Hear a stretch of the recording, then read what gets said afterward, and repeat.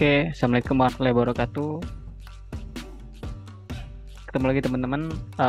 Kita akan melanjutkan sesi sebelumnya ya. Di sini part 2, di mana part 2 ini kita akan coba koneksikan WordPress kita itu ke RDS ya.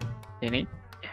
Kalau sebelumnya di part 1 itu kita koneksikan database kita itu bukan ke RDS, tapi dia langsung ke DB server yang ada di EC2 kita yang kita install. Ini ya, dari sini. Gitu, teman-teman. Oke. Kita langsung aja ya, teman-teman. Kita langsung praktekin ya cara gimana koneksiin RDS ya ke WordPress kita yang kita install di atau kita deploy di EC2. Kita buat dulu EC2-nya. Kita klik instan yang berjalan, terus kita luncurkan. Jadi kita kasih nama web server ya. Oke, ini untuk konfigurasi situ sama ya teman-teman kayak kemarin. Jadi saya percepat aja di bagian ini. Oke, ini kita bikin keywords-nya. Oke, kita buat keywords. Sudah. Scroll ke bawah, ini kita checklist. Kita ke bawah, habis itu udah kita luncurkan. Kita tunggu sebentar. Oke, berhasil. Kita lihat sini masih tertunda ya, berarti dia masih proses. Kita tunggu dulu teman-teman sebentar. Saya akan menghentikan dulu yang ini. Hentikan ya.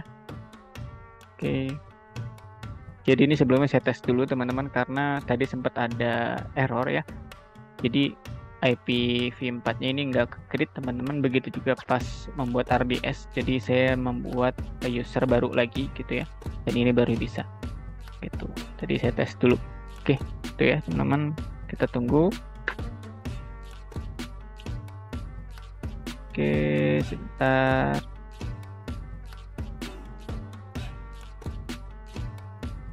Oke, sip, udah dapat ada IPv4-nya, berarti kita udah bisa pakai. Oke, kita sekarang selanjutnya kita remote ya. Di situ kita tes dulu koneksinya. Kita buka putih. Kita kopas IP public-nya, paste ke sini. Terus kita klik bagian sini, kita pilih ini dan kita browse. Nah, ini PPK yang tadi kita buat. Atau keywords yang tadi kita buat ya. Kita open, kita accept, kita ketik Ubuntu, kita enter. Oke, sip, ini udah ya, udah connect. Sip. Sekarang tinggal kita buat RDS-nya. Kita ke RDS, kita buat database-nya.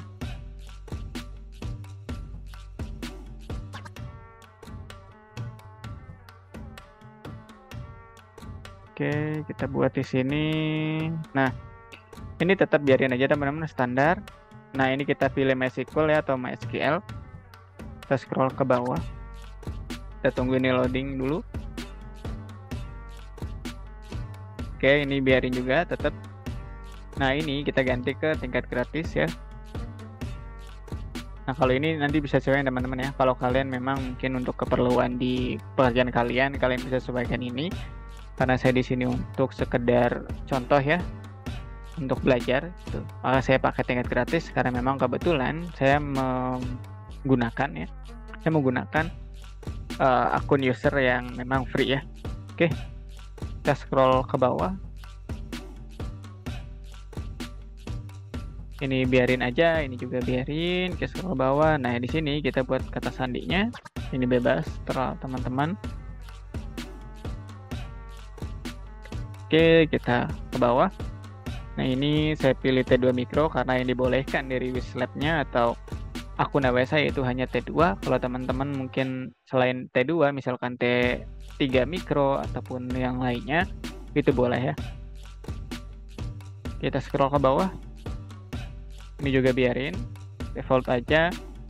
Ini scroll ke bawah lagi. Nah, ini kita ganti jadi yes ya, karena nanti kan biar kita bisa akses dan WordPress-nya juga biar bisa connect secara otomatis. Oke, kita scroll ke bawah lagi. Ini juga biarin aja, ini biarin. Oke, sip. Kita buat passing data. Nah, ini dalam membuat database-nya atau membuat RDS-nya ini agak memakan waktu yang cukup lama, teman-teman. Jadi ini saya pause dulu videonya. Nanti saya kalaupun ada error bakal sharing ke teman-teman ya. Jadi biar mempercepat untuk durasi videonya aja, biar kalian nggak terlalu membuang banyak waktu di sisi ini. Oke, saya pause dulu. Oke teman-teman, ini udah selesai ya. Tadi kalau saya hitung itu sekitar 5 menitan lebih ya teman-teman. Nah, oke, kita lanjut ya. Ini berarti RDS sudah selesai kita buat di sini. Itu database 2 ya. Yang ini tuh tadi pas saya testing ya, testing akun usernya. Ini ternyata bisa, baru saya bikin tutorial. Oke, berarti aman. RDS sudah selesai buat. Sekarang kita tes nih RDS, kita akses dulu apakah udah bisa atau belum. Oke. Nah, kita back ke yang file ini yang saya bagiin sebelumnya, teman-teman. Jadi ini file tetap sama ya untuk tutorial hari ini atau part yang kedua ini dengan part yang ke-1. Saya satuin di sini dan ini saya bedain ya. Nah, untuk instalasinya juga sama ya. Ini saya perhatikan dari awal juga ya. Ini teman-teman yang udah tahu boleh di skip ya. Oke. Kalau kalian memang hanya fokusnya untuk cari tahu gimana untuk inin RDS-nya, kalian boleh skip bagian ini ya. Oke, ini udah selesai. Install ini juga. Karena ini juga saya harus install lagi nih web servernya. Kenapa? Karena di user account yang saya punya ini setiap 9 jam sekali itu di reset secara total gitu ya. Jadi apa yang saya install itu udah tidak bisa dipakai lagi gitu. Oke, lanjut. Ini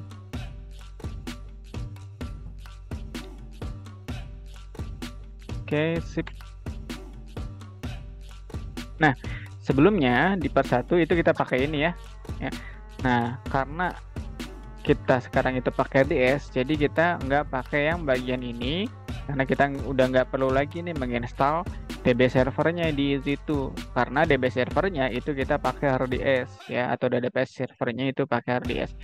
Jadi kita hanya butuh untuk DB kliennya atau database klien, di mana database klien ini itu kita gunakan untuk melakukan remote ke database servernya atau ke RDS-nya gitu.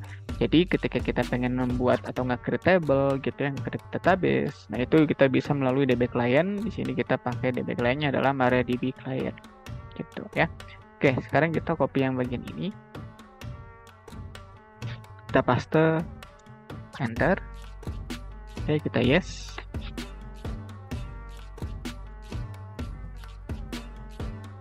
Sip. Situ kita install PHP-nya ya. Di sini kita kopas, kita paste, kita enter lagi. Yes, oke, sip.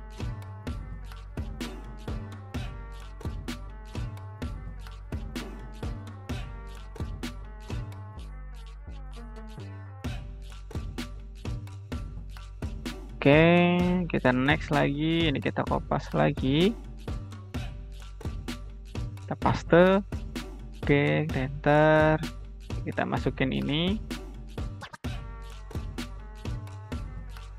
Oke, kita save. Oh ya, nge-save itu tadi teman-teman pastiin dulu ya, kalian tekan escape ESC, terus habis itu setelah tekan ESC kalian tekan shift, habis itu -2, terus kalian ketik wiki. Wiki itu fungsinya untuk nge-save lalu kemudian quit keluar gitu ya. Itu oke, kita lanjut lagi ke bawah. Oh, untuk cek PHP-nya ya, boleh deh kita cek ya, kira-kira web server dan PHP-nya itu udah berhasil kita install atau belum.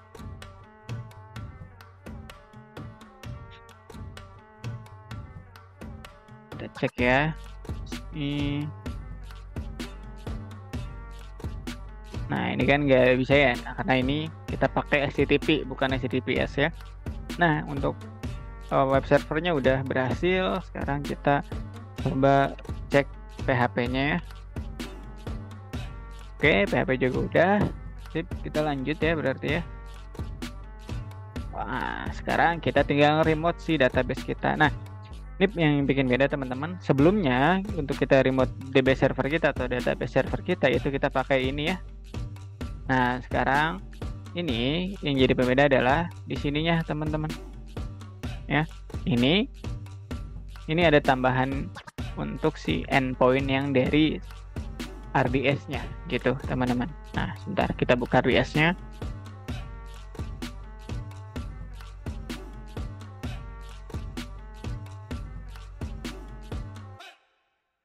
Klik bagian basis data. Karena saya pakai database yang 2, saya klik bagian sini. Saya copy ini. Nah, ini ya. Kalau saya kan bahasa Indonesia, jadi dia munculnya itu titik akhir. Mungkin di teman-teman itu tulisannya adalah endpoint gitu ya. Ini kopas ya. Saya pasin aja ke sini ya. Saya paste sini. Nah, oke, udah siap. Nah, sebelum kalian ya melakukan remote ini, itu ada yang harus kalian atur dulu di bagian inbound rules-nya. Sebentar, coba bentar, saya cari dulu security group-nya. Ini dia. Nah, ini yang perlu kalian atur teman-teman. Ini klik ya. Jadi ada yang harus kalian tambahkan di sini ya. Kita scroll bawah, edit aturan masuk. Nah, ini udah nih ya. Udah ada nih di sini untuk ke situnya. Jadi sebelumnya itu di sini belum ada teman-teman. Tadi awalnya seperti ini satu, karena tadi itu saya sempat tes dulu ya untuk akun usernya apakah bisa digunakan atau enggak. Makanya tadi udah ada. Nah, kalau kalian masih hanya satu ini aja, kalian bisa tambahkan di sini. Klik di sini, kalian ketik aja di sini MySQL. Ini klik ya. Habis itu ini IPv4 di mana saja, gitu ya. Oke. Habis itu udah simpan aturan. Oke, selesai. Nah, kita balik ke yang tadi ya, remote RDS. Nah, sekarang kita ini copy. Kita copy di sini kita paste ya. Terus itu enter. Nah, ini masukin password RDS yang tadi kalian buat. Password RDS yang tadi kalian buat ya. Oke, enter. Nah, ini udah berhasil masuk teman-teman. Ini kalian udah berhasil meremote RDS yang kalian tadi bikin ya. Nah, sekarang selanjutnya kita tinggal create database nih di sini. Ya, create database, kita paste ke sini, enter. Udah berhasil ya. Nah, ini tinggal kita buat lagi di sini. Ini harusnya sebetulnya nggak usah teman-teman ya, nggak masalah. Ini nggak masalah juga. Paling langsung ini aja teman-teman. Ini di situ kita pastekan ke sini. Di situ kita exit ya.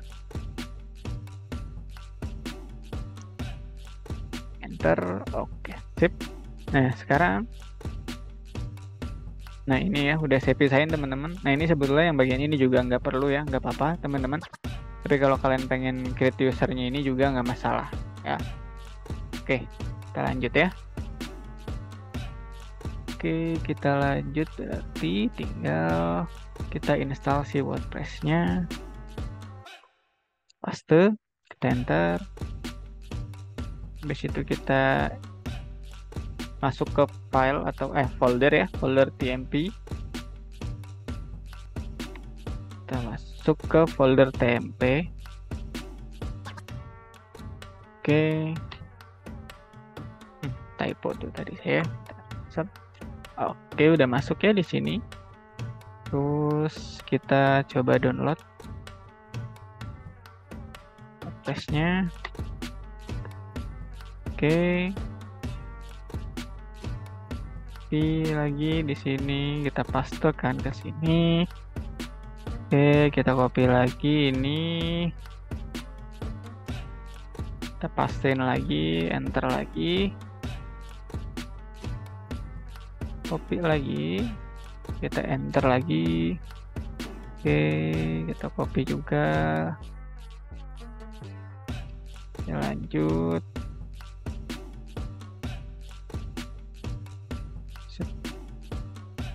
Oke.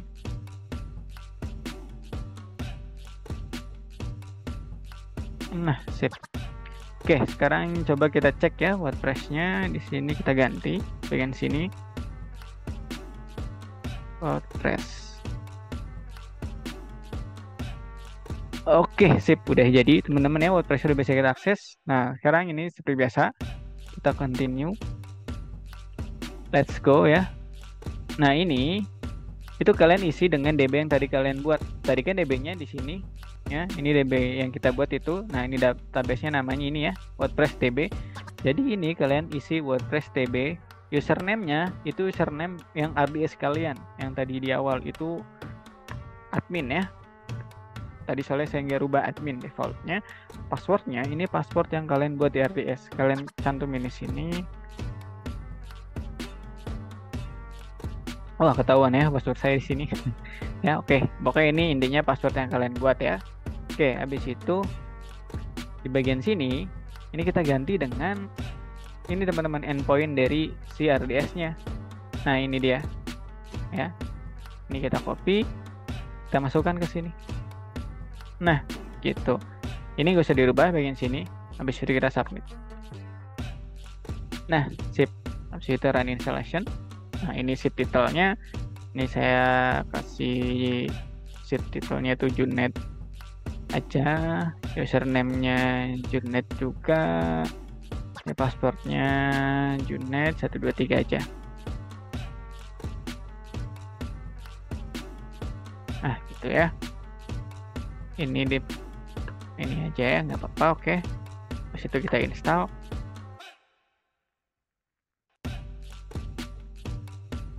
Oke, ini save, kita login. Nah, ini dia teman-teman ya.